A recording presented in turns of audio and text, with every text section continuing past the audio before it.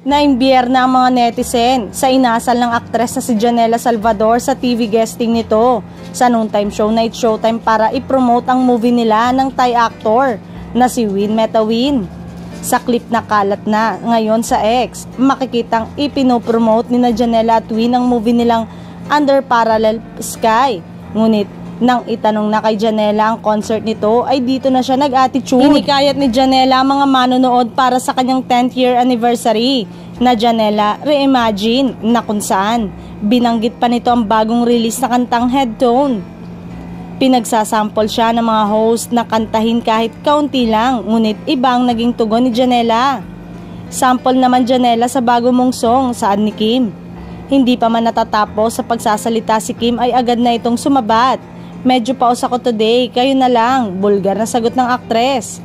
Kaya naman, hindi ito nakalagpas sa paningin ng komedyante at TV host na si Vice Ganda at ginawa niya pa itong biro sa isang segment ng show.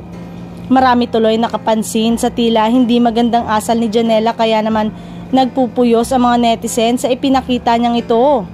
Samantalang, inilabas na ng aktres at singer na si Janela Salvador ang music video ng Head Tone. Ang nasabing music video ay mapapanood na sa official YouTube channel ng Star Music. Mabilis naman na pinusuan ng mga netizen ang music video ng nasabing kanta.